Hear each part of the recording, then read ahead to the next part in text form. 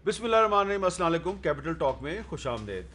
सबसे पहले तो आज हम बात करेंगे, एक बहुत ही अहम डेवलपमेंट है सुप्रीम कोर्ट ऑफ पाकिस्तान में जस्टिस काजी फ़ायज़ ईसा साहब के जो केस है उसकी समाअत के दौरान उनकी अहलिया ने अपनी बरतानिया में जायदादों की मनी ट्रेल दे दी है, जिस पे सुप्रीम कोर्ट के जजेस ने इत्मीनान का इजहार किया और ये एक बहुत ही अहम डेवलपमेंट है।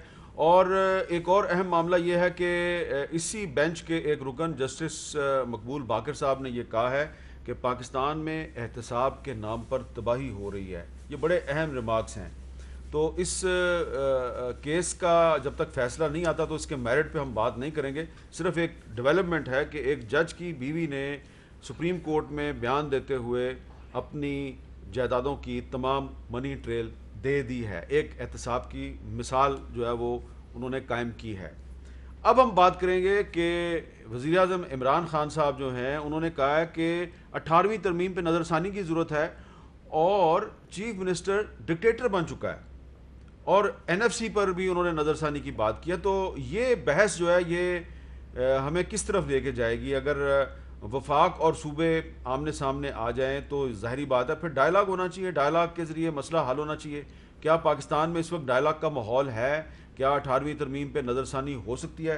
इस पे गुफ्तगू के लिए आज हमारे साथ मौजूद हैं वफाकी वज़ीर फवाद चौधरी साहब। सबसे पहले इन्होंने ये अल्फाज इस्तेमाल किए थे जो कल इमरान खान साहब ने इस्तेमाल किए हैं। गो कि अब फवाद चौधरी साहब वज़ीर इत्तलात नहीं है, लेकिन लगता यह है कि कुछ मामलात में अभी तक इमरान खान साहब के सही और असली तर्जुमान फवाद चौधरी ही हैं।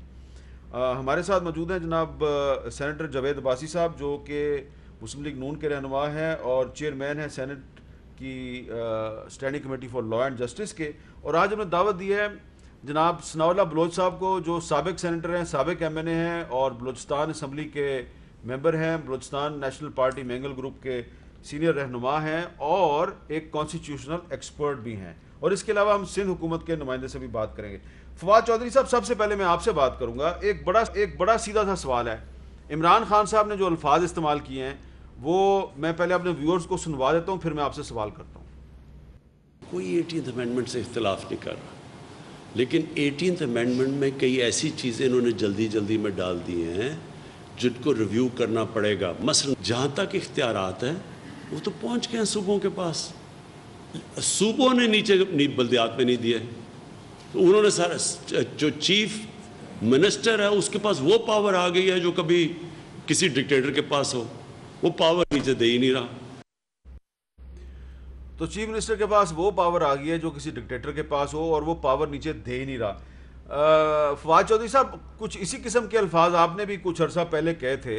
तो अब जब वज़ीर आज़म साहब सिर्फ एक चीफ मिनिस्टर को डिक्टेटर नहीं कह रहे, वो सबको के बारे में ये अल्फाज इस्तेमाल कर रहे हैं, क्या पाकिस्तान में ऐसा माहौल है कि वफाक और सूबे और पार्लियामेंट जो है वो 18वीं तरमीम पे नजरसानी करे? देखिए, मेरा ये ख्याल है मीर साहब के जो आज प्राइम मिनिस्टर साहब ने बात की है, उन्होंने जो सिस्टम की जो एक बुनियादी सुकम है, बुनियादी खराबी है ना, वो प्राइम मिनिस्टर ने एक्सप्लेन की है। जो सबसे बड़ा प्रॉब्लम हुआ, और फ्रेंकली मैं इसमें मैंने कोशिश की, जो भी जो गवर्नमेंट्स में जो मेरे ताल्लुकात थे, सबसे पहले देखिए परवेज मुशर्रफ साहब ने आके एक लोकल गवर्नमेंट सिस्टम दिया।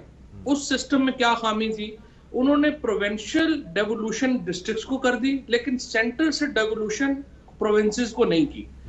पीपल्स पार्टी ने आकर के बड़ा जबरदस्त काम किया। उन्होंने जो 18वीं तरमीम के जरिए सेंटर से डेवोल्यूशन कर दी सूबों को, लेकिन सूबों ने क्या किया कि लोकल गवर्नमेंट खत्म करके जो डिस्ट्रिक्ट्स के पास पावर थी वो भी अपने पास ले ली।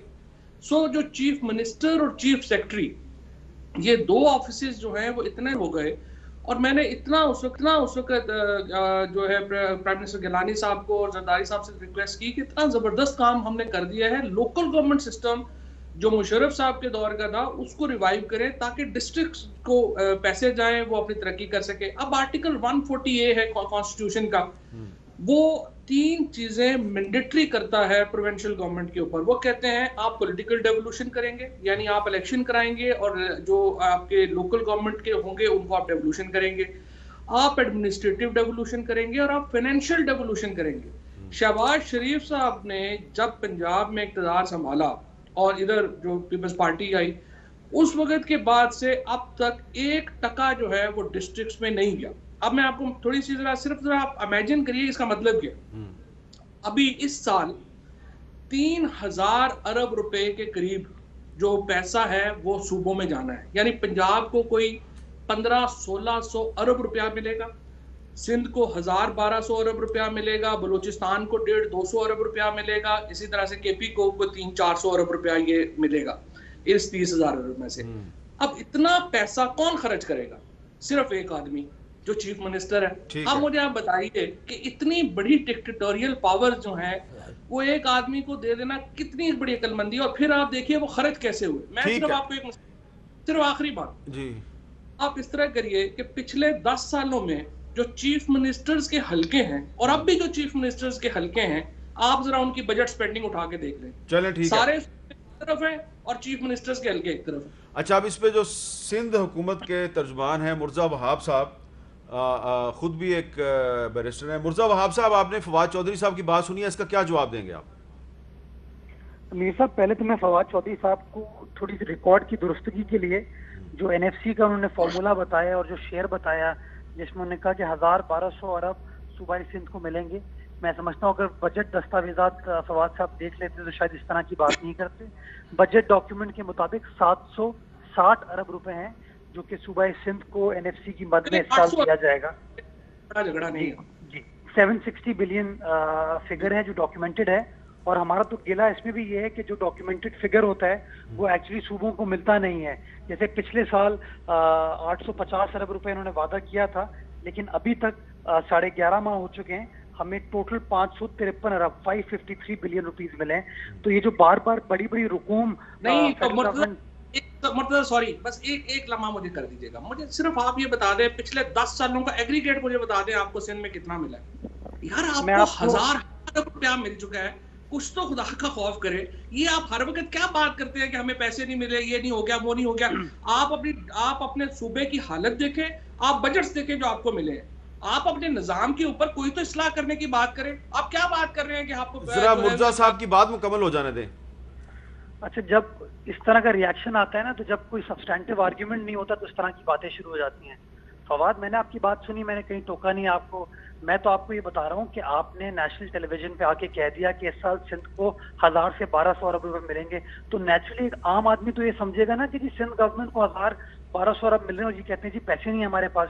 तो अगर वो बात आपकी गलत है तो मैं रिकॉर्ड की दुरुस्तगी के लिए आपको करेक्ट तो करूंगा ना।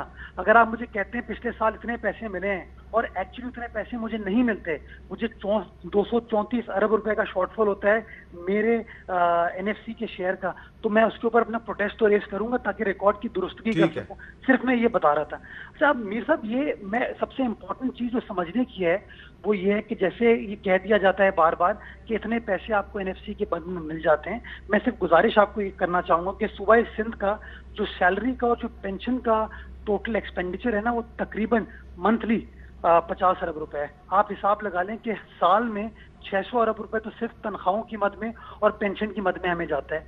तो ये जब कोई इस्लामाबाद में बैठ के बात करते हैं ना कि हम इतने पैसे मुंतकिल कर रहे हैं, इतने पैसे दे रहे हैं, तो एक्चुअली उसके अंदर देखना चाहिए कि पैसा डेवलपमेंट साइड का कितना होता है, नॉन डेवलपमेंट साइड का कितना होता है। और जब तक हम ये फाइन डिमार्केशन नहीं कर पाएंगे, डिफ्रेंसिएशन नहीं कर पाएंगे, तब तक ये जो वसाइल की और अकाउंटेबिलिटी वाली इश्यूज है ना, ये रिजॉल्व हो नहीं पाएंगे। लेकिन मुर्जा साहब, क्या ये बात दुरुस्त है कि चीफ मिनिस्टर के पास डिक्टेटर जैसे इख्तियारात हैं?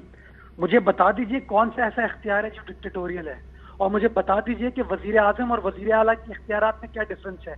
जिस तरह वजीर आजम पाकिस्तान का चीफ एग्जीक्यूटिव है, आईनी सरबराह है, उसी तरीके से वजीर आला जो है वो सूबा का जो है आईनी सरबराह है। तो उस कॉन्स्टिट्यूशनल ऑफिस होल्डर को ये कहना कि उसके पास डिक्टेटोरियल पावर है, मैं समझता हूँ गलत है, नंबर 1। नंबर 2, अगर सबसे इंपॉर्टेंट चीज इसको समझाने के लिए कि 18वीं आईनी तरमीम के बाद साकिब निसार साहब ने एक जजमेंट दी, और उस जजमेंट में साकिब निसार साहब ने, सुप्रीम कोर्ट ने सादिर फरमा दिया कि ना वजीर आजम का मतलब है वफाकी हुकूमत, ना वजीर आला का मतलब है सूबाई हुकूमत। ये मतलब है काबीना का, यानी कि फेडरल गवर्नमेंट के बिहाफ पर वजीर आजम इख्तियारात नहीं इस्तेमाल करेगा, फेडरल गवर्नमेंट का मतलब है कि काबीना इस्तेमाल करेगी, और सिमिलरली सूबाई सतह पर वो इख्तियारात जो कि माजी में एक वजीर आला इस्तेमाल करता था, वो वजीर आला अकेले इस्तेमाल नहीं करेगा, उसकी काबीना इस्तेमाल करेगी। तो मैं तो समझता हूँ 18वीं आईनी तरमीम के बाद जो वजीर आला की एब्सोल्यूट पावर थी वो एक्चुअली डाइल्यूट हो गई है। अच्छा, चले, बहुत बहुत शुक्रिया मुर्जा वहाब साहब। अब इस मामले पे सनाउल्लाह बलोच जो कि बलूचिस्तान असम्बली में अपोजिशन में है, हुकूमत में नहीं है, लेकिन उनकी राय हम पूछते हैं। सनाउल्लाह बलोच साहब, आप सेनेटर भी रहे हैं, एमएलए हैं, एमएनए भी रहे हैं, कॉन्स्टिट्यूशन को भी जानते हैं। 18वीं तरमीम जब मंजूर हो रही थी, आप उस सारे प्रोसेस में इनडायरेक्टली और डायरेक्टली शामिल भी थे। तो ये बताएं कि क्या ये बात दुरुस्त है कि चीफ मिनिस्टर जो है वो डिक्टेटर बन गया 18वीं तरमीम के बाद? आमिद मीर साहब, बहुत शुक्रिया आपका। जिस तरह आपने कहा कि 18वीं तरमीम पे जो बहस हमारी हो रही है, सब्सटेंटिव या वजनदार कोई अगर बात करें, अव्वल तो ये है कि हमने इसके थोड़े से बैकग्राउंड को समझना है। इमरान खान साहब जब बात करते हैं ये 18वीं तरमीम हुई, मुतारिफ क्यों हुई, 2003 और 4 में जब बलूचिस्तान का क्राइसिस सामने आया, 2006 और 7-8 के दरमियान में आपके मालाकंड से लेकर पूरे पाकिस्तान में सिक्योरिटी की जिस तरह की सिचुएशन थी, ये वो कंटेक्स्ट था जिसके अंदर ये बात होने लगी थी कि फेडरेशन के अंदर हम इंतज़ामी तौर पर, माशी तौर पर और सिक्योरिटी एतबार से कमज़ोर होते जा रहे हैं, लिहाजा हमने फेडरलिज्म को या वफाकियत को मजबूत बनाना है, और जो आइन के अंदर सुकम है या फॉल्ट लाइन्स है उनको एड्रेस करना है। मैं बलूचिस्तान कमेटी का मेंबर था, मैं आम आर्किटेक्ट्स में से थे कि कॉन्स्टिट्यूशन के अंदर कौन से सुकम है जो बलूचिस्तान और वफाक के माबैन, इस्लामाबाद के माबैन तनाज़ात का, झगड़ों का या वसाइल के जो है तकसीम का बायस बन रहे हैं। तो ये असल में डिस्कशन और डिस्कोर्स डिबेट शुरू वहीं से हुआ। इसने 2009 और 10 में जाके 18वीं तरमीम की सूरत इख्तियार कर ली। इसमें बहुत ज़्यादा डिस्कशन हुई हैं, डायलॉग हुए हैं, इसके पीछे बहुत बड़ा लहजा बैक जुम्बिश कलम या एक बयान में ये कह देना कि जी 18वीं तरमीम जो है या NFC अवार्ड रिव्यू करना चाहिए। हाँ, रिव्यू की गुंजाइश कॉन्स्टिट्यूशन में हमेशा रहती है, लेकिन ये दोनों चीज़ें गलत नहीं हैं। अभी मैं आपको बताऊं 18वीं तरमीम के मुखालिफिन में से और कुछ उसके माइतियों में से एक तो मुखालिफ वो भी हैं कि जो समझते हैं कि 18वीं तरमीम अभी तक भी कम है। यानी 18वीं तरमीम में हमारा एक मुतालबा ये था कि सुप्रीम कोर्ट के पैरेलल एक वफाकी आईनी जो है कोर्ट बननी चाहिए, फेडरल कॉन्स्टिट्यूशन कोर्ट बननी चाहिए थी। ये मेरा सबसे ज़्यादा स्ट्रॉन्ग मेरे इसके ऊपर दलाइल थे। मैंने इस पर बात की कि हमारा जो सुप्रीम कोर्ट है वो बहुत से कॉन्स्टिट्यूशनल मसाइल पे फंस जाता है, लिहाजा एक इंडिपेंडेंट कॉन्स्टिट्यूशनल कोर्ट फेडरल बनानी चाहिए ताकि पाकिस्तान में हमेशा कॉन्स्टिट्यूशनल क्राइसिस बन रहे हैं, जिस तरह अभी जुडिशरी के मसाइल भी आपने बयान किए या जुडिशरी के अंदर। दूसरी बात यह है कि कोई डिक्टेटरशिप नहीं है।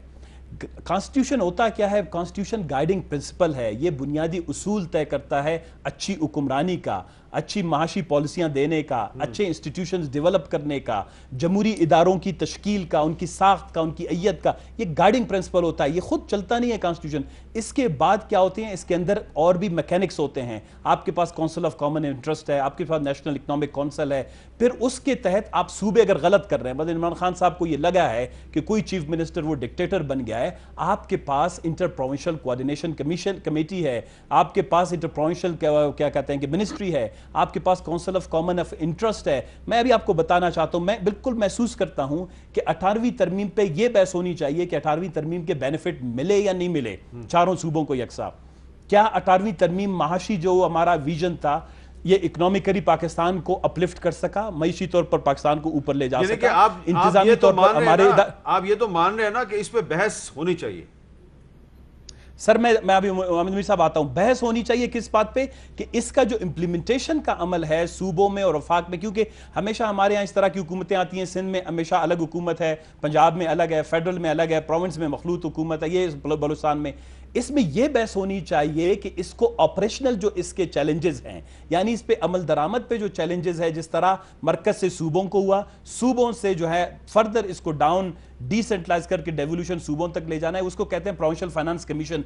ये जिस तरह हमारे फवाद भाई ने इसका जिक्र किया, आर्टिकल 148 बहुत सी चीजों को क्लैरिफाई करता है। इशू ये है कि हमारे यहां जो भी पॉलिटिकल लीडरशिप आती है at the top, prime minister level पे, कैबिनेट लेवल पे, ये एक कोऑर्डिनेशन और इंटरेक्शन का प्रॉब्लम है, इंस्टीट्यूशंस को डेवलप करने का प्रॉब्लम है, ऑपरेशनल इशू को देख। मैं भी आपको बताऊं आमिद मीर साहब, इसमें एक बहुत खराबी हुई पैदा कि पैसे का ज़िया बिल्कुल हुआ। आपने सूबों को बहुत सारा पैसा दे दिया, आपने उस पर चेक एंड बैलेंस नहीं की। आपने सूबों को कहा कंकरेंट लिस्ट आपके पास है, हमने इकोनॉमिक पावर दे दी, एडमिनिस्ट्रेटिव पावर दे दिए, आपने चेक एंड बैलेंस नहीं किया। ये सारा पैसा जो है वो नालियों पे लगा, तालीम पे नहीं लगा, सेहत पे नहीं लगा, रोजगार पे नहीं लगा, प्रो इकोनॉमिक या प्रो ग्रोथ जो एरियाज हैं डेवलपमेंट के, उन पे नहीं लगा, और ये अभी तक हो रहा है, चाहे आप इसको रिव्यू करें या ना तो करें। फिर तो फवाद साहब की बात से आप अपने किसी हद तक फवाद साहब की बात से आप इत्तेफाक करें, लेकिन मैं जरा जावेद भाई साहब आपसे ये जानना चाहता हूं कि क्या मुल्क में ऐसा माहौल है, सियासी माहौल ऐसा है कि इतना अहम इशू है, इस पे हुकूमत और अपोजिशन के दरमियान को डायलॉग शुरू हो जाए? बिस्मिल्लाहिर्रहमानिर्रहीम। बहुत शुक्रिया मीर साहब। मीर साहब, एक समझने की बात यह है, मैंने शायद आपके पहले प्रोग्राम में भी कहा है कि जब लोग 18th अमेंडमेंट की बात करते तो क्या बात करते हैं? 18th अमेंडमेंट नाम की कोई चीज़ इस वक्त आइन में मौजूद नहीं है। आइन के अंदर आर्टिकल थे जिनको अमेंडमेंट किया गया, 104 आर्टिकल थे। अगर प्राइम मिनिस्टर ऑफ पाकिस्तान को, फवाद साहब को आइन की किसी एक आर्टिकल, 2, 4, 6 कोई आर्टिकल है उनसे इख्तलाफ है तो उस आर्टिकल का नाम ले ताकि हम समझ सकें कि ये क्या बात करना चाह रहे हैं। जब मुल्क के वज़ीर आज़म या उनके वज़रा 18th अमेंडमेंट की बात करते हैं, इसका लगता है कि वो पूरे कॉन्स्टिट्यूशन के खिलाफ बात हो रही है, क्योंकि ज़ाहिर है इतनी अमेंडमेंट तो कोई नहीं कर सकता। वो तो बहुत बड़ी अमेंडमेंट हुई थी, एक ऐसा माहौल पैदा किया गया था। नहीं, कल जो वज़ीर आज़म साहब ने बात की, उन्होंने कहा कि 18वीं तरमीम से उनको पूरा इख्तलाफ नहीं है, सिर्फ कुछ मामलात पे उस पर बहस होनी चाहिए, नजरसानी होनी चाहिए। एग्जैक्टली जो फवाद साहब ने बात की, मुझे ये बात बड़ी समझ आई है। हाँ। बात बिल्कुल फवाद की, ये बात मैं समझता हूँ ये ठीक है कि सूबों के पास जो अख्तियारात गए थे वो डिस्ट्रिक्ट में ट्रांसफ़र नहीं किए, जो करने चाहिए थे। वो जिम्मेदारी फवाद साहब इस वक्त इस हुकूमत के 2 साल हो गए, ये कॉन्स्टिट्यूशनल रिस्पॉन्सिबिलिटी थी कि तमाम सूबों में प्रोविंशियल इसके इलेक्शन करा दे, लोकल गवर्नमेंट के इलेक्शन हो जाए तो फिर तब ये पावर ट्रांसफर होती है।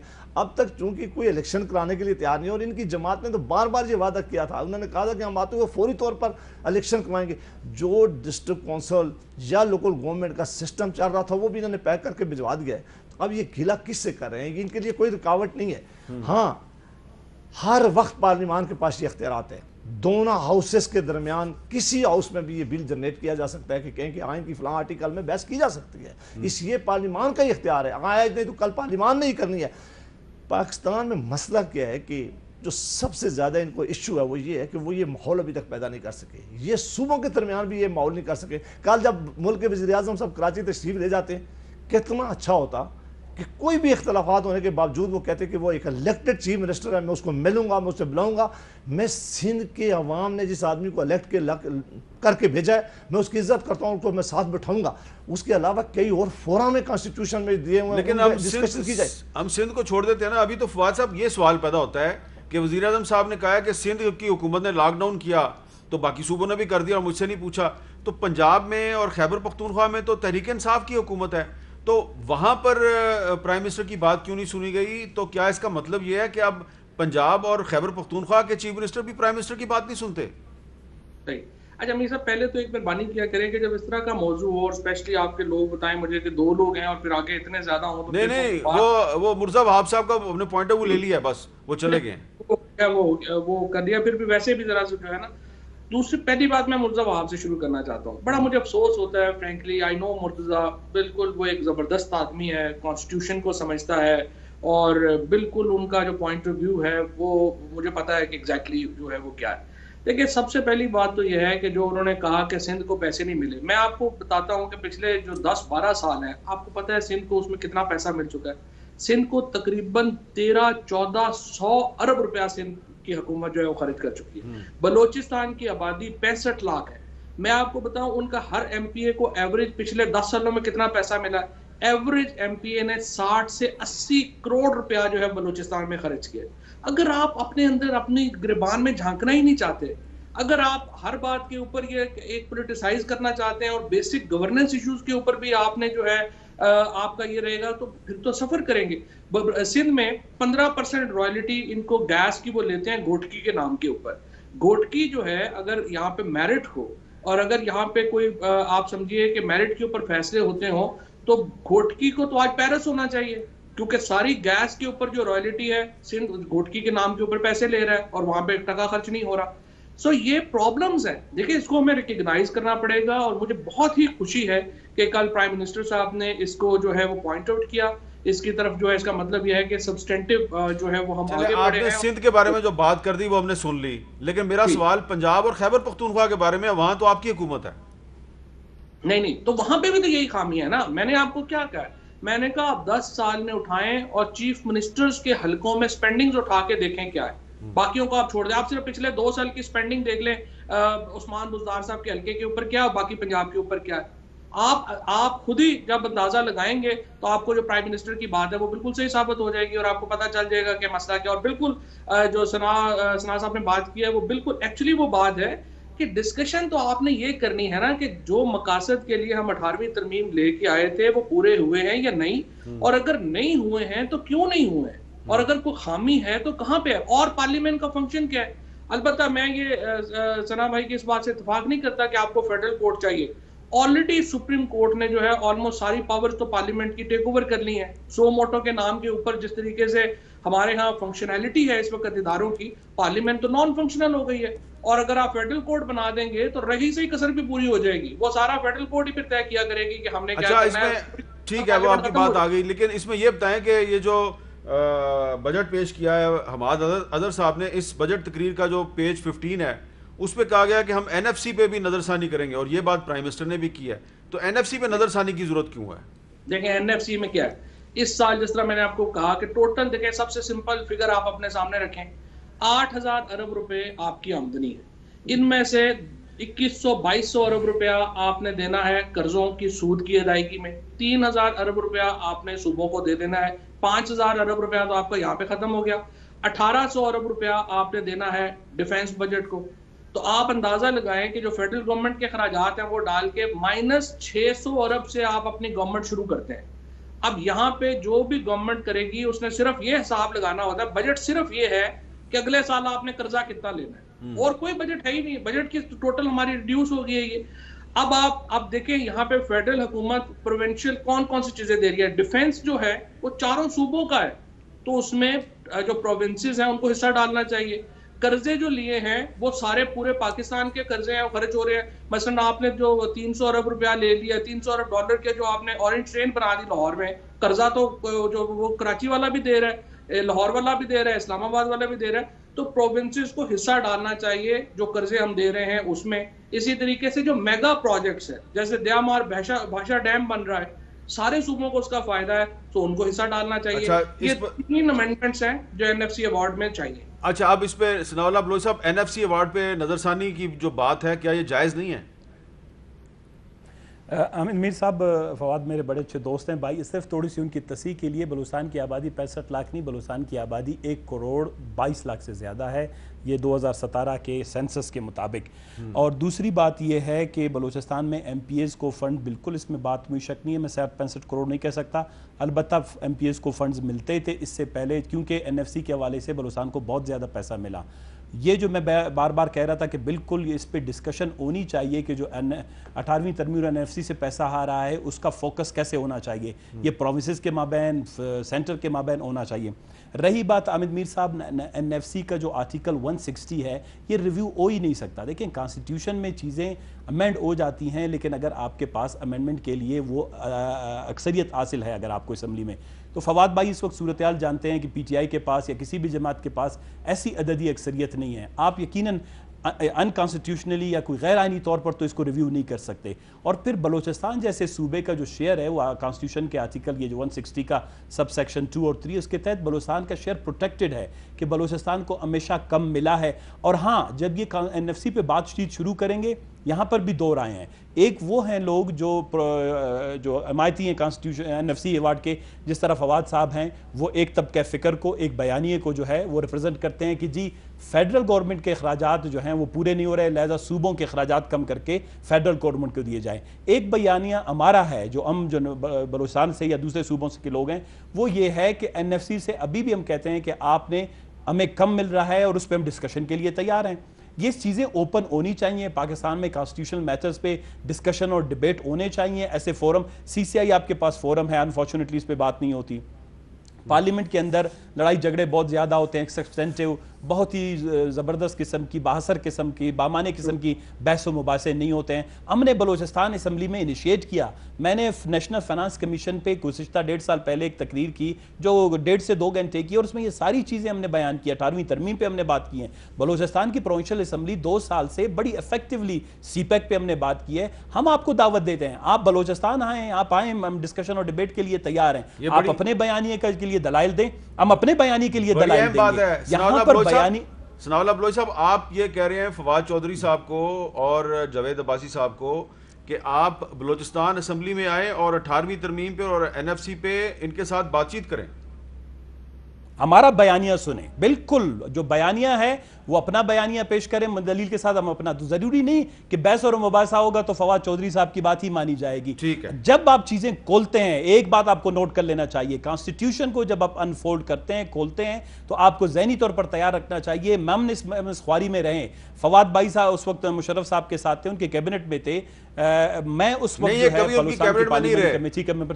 जहां तक मुझे याद पड़ता है कभी उनकी कैबिनेट में नहीं रहे। ये पीपल्स पार्टी की गवर्नमेंट के एडवाइजर थे, ये मुशर्रफ साहब की कैबिनेट में कभी नहीं रहे।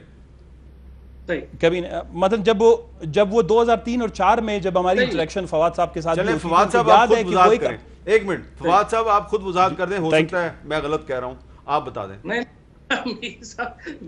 मेरी तो आप सारी जो पॉलिटिकल हिस्ट्री है आपको अच्छी तरह पता है। जाहिर है मैं मुशर्रफ साहब की कैबिनेट में कभी नहीं रहा, ना उनकी हुकूमत में कभी शामिल रहा, लेकिन ठीक है, सनाउल्लाह ज़हरी साहब की बात सही है, मेरी मुलाकात उनसे होती रही क्योंकि ये जो लोकल गवर्नमेंट का सिस्टम जब बन रहा था तो आई वाज इन्वॉल्व। लेकिन ये जो कहा है सनाउल्लाह बलोच साहब ने कि आप बलूचिस्तान में आए और इन मौज़ूआत पे हमारे से बात करें, तो ये आप इसका खैर मकदम करेंगे या नहीं करेंगे? बिल्कुल बिल्कुल, मैं बड़ा खैर मकदम करूंगा जी। मैं तो वैसे भी जाहिर है मेरा, और स्पेशली जो सनाउल्लाह बलोच साहब जैसे जो लोग हैं और जो एक बिल्कुल पर्सपेक्टिव में बात करते हैं, तो बात तो वो कहते हैं ना, गुफ्तगू कीजिए, फितरत इंसानी है शकीब, जाले लग जाते हैं बंद मकानों में। अच्छा, तो अगर आप बात करेंगे एक दूसरे से एक नुक्ता नजर नहीं समझेंगे तो जाहिर है मामला तो उस तरह तो नहीं चलता। अच्छा, ये मैंने एक ब्रेक लेना है जी, और ब्रेक के बाद जावेद बाजी साहब आपसे पूछना है कि ये कहा गया है कि एहतसाब जो है उसके नाम पे तबाही फैलाई जा रही है, ये बात जो है ये कितनी अहम है, इस पर बात करते हैं वक्फे के बाद।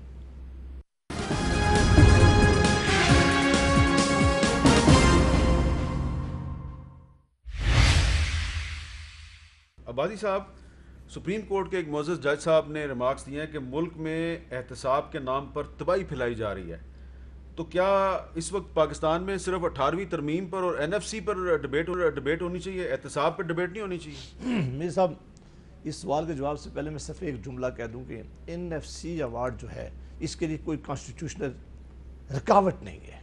ये फाइनेंस मिनिस्टर, सूबा के फाइनेंस मिनिस्टर का एक कमीशन बनता है आइन के आर्टिकल 160 के नतीजे में, और वो बैठ के जो फैसला करें उस पर कोई कदगन नहीं है। लिहाजा इसके लिए इनको आइन की किसी अमेंडमेंट की फ़िलहाल ज़रूरत नहीं है।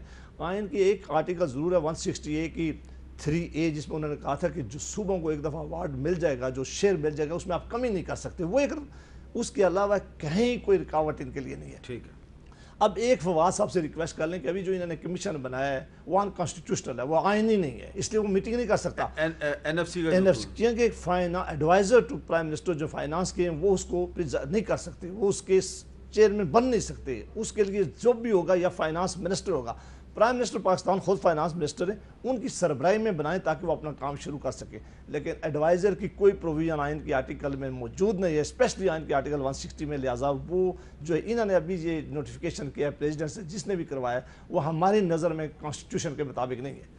अब ये जो आपने बहुत इंपॉर्टेंट सवाल पूछा है, जो सबसे ज़्यादा जिस पर डिस्कशन होनी चाहिए थी, हम एक ज़माने से कह रहे थे कि इस मुल्क में एहतसाब एक तरफा हो रहा है, इसमें एहतसाब नहीं हो रहा, इसमें सिर्फ अपने मुखालफीन के लिए, आपने रास्ता बंद करने के लिए और अपने मुखालफीन के साथ अपनी सियासी जो आपकी है वो स्कोर सेटल करने के लिए आप इन अदारों को इस्तेमाल कर रहे हैं। ये अदारे अगर आप आज हमारे ख़िलाफ़ इस्तेमाल करें, ज़रूर करें, लेकिन इससे इस पाकिस्तान की खिदमत नहीं होगी, और वक्त आएगा ये सारे चिल्लाकर सारे कहेंगे।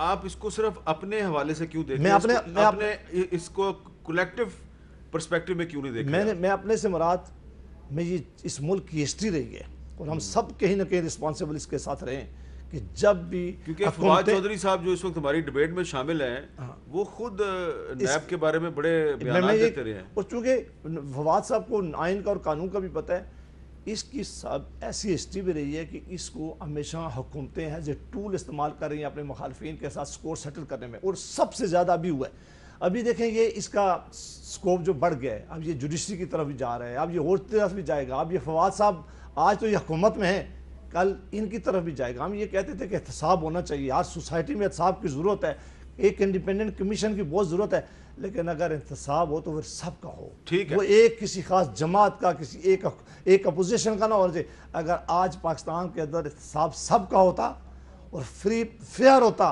और ट्रांसपेरेंट होता, तो आज सुप्रीम कोर्ट के जज साहब को ये रिमार्क्स ना देने पड़ते।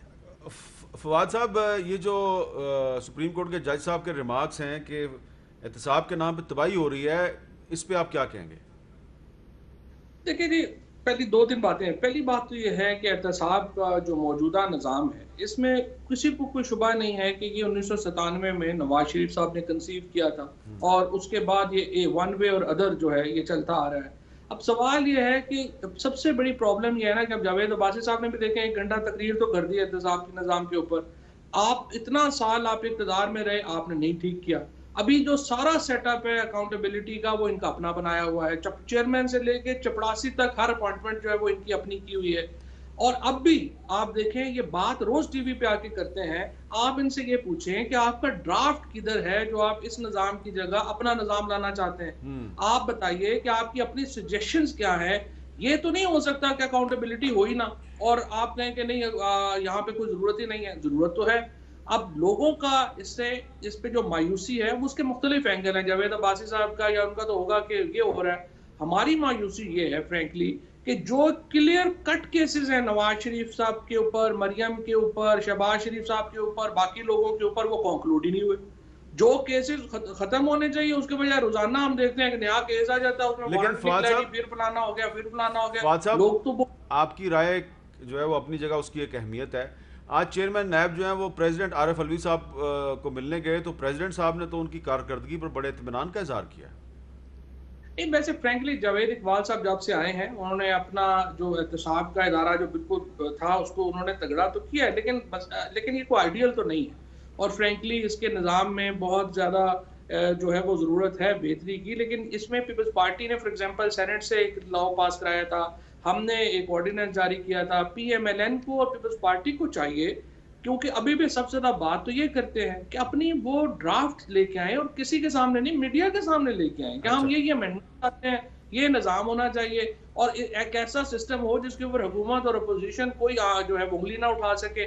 और वो अगर आप कहते हैं कि पॉलिटिकल यूज हो तो ना हो सके, लेकिन ये तो नहीं कि सिर्फ आके टीवी पे बातें करते हैं, कुछ आप एफर्ट ना करें लाने की। ठीक है सनाउल्लाह बलोच साहब, आपका तो ये मसला नहीं है एहतसाब, आपके मसाइल तो हैं मिसिंग पर्सनस, आपके मसले हैं अफ़गान मुहाजरीन, आपके मसले हैं सूबे में डैम नहीं है, रिफाइनरी खोलनी है, तो उसी वजह से आपकी पार्टी जो है वो कल हुकूमती इत्तेहाद से अलहदा भी हो गई है।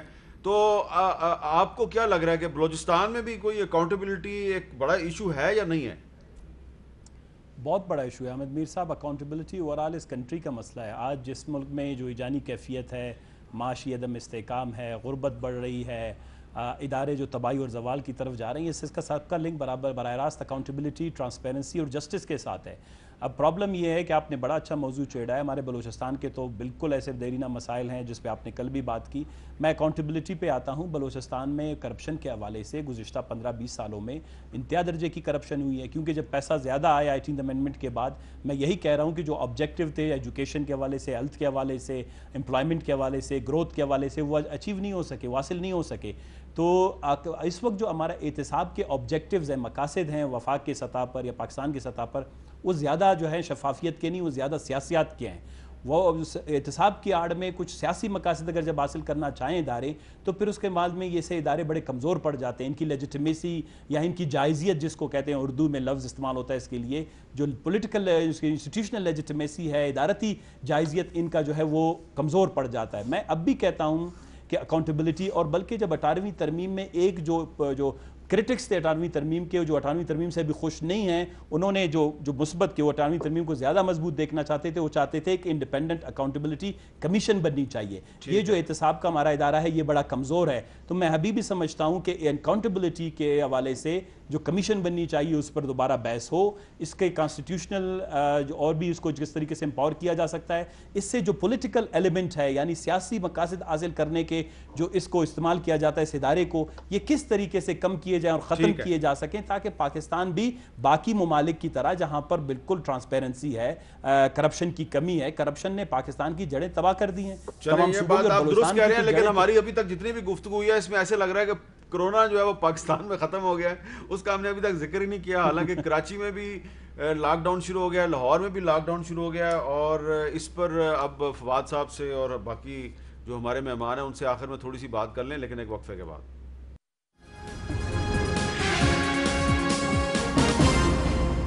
फवाद चौधरी साहब, अब आप जानते हैं लाहौर भी आधे से ज़्यादा जो है उसको बंद कर दिया गया है।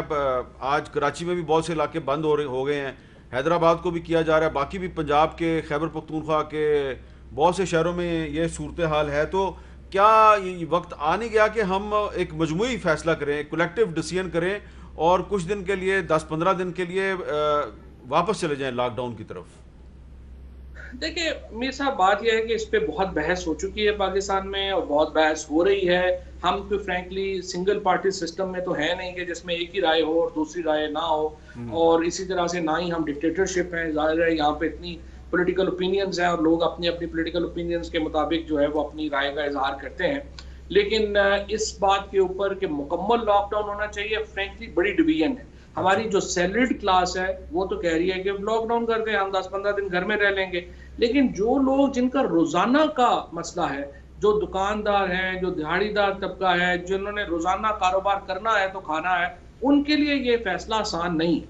और इसीलिए पाकिस्तान में जो हुकूमत है उसने तमाम तबकात को सुनना होता है और सुन के फैसला करना होता है। लिहाजा अभी तक जो स्ट्रेटजी हुकूमत की चल रही है, मैं एक्सपर्ट नहीं हूँ, लेकिन NCOC जो इदारा है उसमें तमाम एक्सपर्ट्स बैठते हैं, तमाम प्रिवेंशन एक्सपर्ट्स बैठती हैं, तमाम फेडरल गवर्नमेंट के इदारे बैठते हैं, वो मिलके फैसले करते हैं और जो वो फैसले करते हैं हमें उन पर एतमाद करना चाहिए। अच्छा भाई साहब, आप ये बताएं, अभी जब आप आए थे आपने मास्क लगाया हुआ था और ग्लव्स भी पहने हुए थे और आपने ग्लव्स भी पहने हुए थे, तो यहाँ पे हमने इसको काफ़ी डिसइंफेक्ट किया हुआ है यहाँ पर, और आप काफ़ी दूर बैठे हुए हैं मुझसे, इसलिए आपने मास्क उतार दिया है। आप डेली रूटीन क्या क्या एहतियात करते हैं ताकि लोगों को पता चले कि आप क्या एहतियात करते हैं? मीर साहब, हमारी पूरी कोशिश तो यही है कि जो SOP बताई गई है या दुनिया से हमने सीखा है और दुनिया में जिस तरह प्रिकॉशनरी मेजर्स लिए गए हैं वो मैं ज़रूर लेता हूँ, मैं फैमिली भी हमारी ले रही है। लेकिन इस वक्त पाकिस्तान की हर शहर इस तरह लग रहा है कि जिस तरह शायद कोरोना के समुंदर में हम सारे तैर रहे हैं। वो तब मुमकिन था प्रिकॉशनरी मेजर लेने के। पता नहीं मैं आपके इस ऑफिस में आऊँ, अगर इस ऑफिस के आधे लोग ही अल्लाह ना करे अगर इस तरह किसी मर्ज में शामिल होंगे तो फिर मेरे। लेकिन जब आप हमारे ऑफिस में आए, नहीं मैं आप एंट्रेंस पे आपको स्प्रे किया गया, स्प्रे भी किया गया और वहाँ उन्होंने चेक भी किया, टेम्परेचर भी चेक किया गया, टेम्परेचर भी चेक किया। मैं आपको पार्लियामेंट के बताता हूँ कि रोज़ इजलास में जाते हैं, मैं आज भी मीटिंग से आ रहा हूँ, हमारी पार्लियामेंट में भी अक्सरियत लोग जो हैं 60 से ज़्यादा लोग हैं जो हैं वो इस वक्त इस मर्ज का जो है उनको कोरोना वायरस हो गया। 60 पार्लियामेंट्रियंस कोरोना, सारे मुलाजमी जो हमारे जो काम करे पार्लियामेंट हाउस का जो स्टाफ है। तो इसलिए फवाद चौधरी साहब समझदार हैं कि वो पार्लियामेंट के इजलास में नहीं जा रहे। हाँ, अब मसला ये है कि हम सिर्फ रिक्वेस्ट ये कर रहे हैं, बड़ी अच्छी बात आपने की है फवाद साहब ने भी, कि देखें ये दुनिया का तजर्बा ये रहा है कि जब ये मर्ज तेज़ी से फैल रहा था और हम बात हो रही थी तो उन्होंने अपने लोगों को सोशल डिस्टेंसिंग के लिए ब्लॉक रखा, रोका, क्योंकि यहाँ इम्प्लीमेंट काश ये अपनी SOP इम्प्लीमेंट कर जो पाकिस्तान पूरे में नहीं हो रही है। हमें सिर्फ गम है प्राइम मिनिस्टर साहब, फिर आप वर्चुअल इजलास की आप हिमायत क्यों नहीं करते? देखिए वो बातें अब तो बातें बहुत पीछे रह गई हैं मीर साहब, उसकी तो कोई अहमियत इसलिए नहीं रह गई है कि आप पाकिस्तान में हमने पूरे पाकिस्तान के घर घर में फैला दिया है। मुझे डर है जिस इकानमी की ये बात करें, अल्लाह ना करे, जिस तेजी से ये बढ़ रहा है, और ये खुद कि कल इतनी ज्यादा अमवात हो जाएंगे पाकिस्तान में, तो अभी किसी बड़े सेंटर में अभी वेंटिलेटर नहीं मिल रहा, ये पोजीशन अस्पतालों की होगी, अल्लाह ना करे कोई ऐसी, वहां हम ना फंस जाए। हम इसलिए कह रहे हैं कि मेहरबानी करके लॉकडाउन के लफ्ज से अगर आपको कोई थोड़ी सी आप नहीं पसंद करते, कोई अल्फाज इसके और कर लें, लेकिन कोशिश करें कि उन इलाकों को जरूर ब्लॉक रखें जहां कोरोना तेजी से फैल रहा है। सनाउल्लाह बलोच साहब, आप कुछ मदद करेंगे? पहले तो ये बताएं कि आप क्या एहतियात कर रहे हैं और आपके सूबे की क्या सूरत हाल है? लॉकडाउन का कोई मुतबादिल लफ्ज बता सकते हैं आप? मैं लॉकअप का इस्तेमाल करूंगा, लॉकडाउन नहीं लॉकअप ना करें आप। अल्टीमेटली यही ना करना पड़ जाए।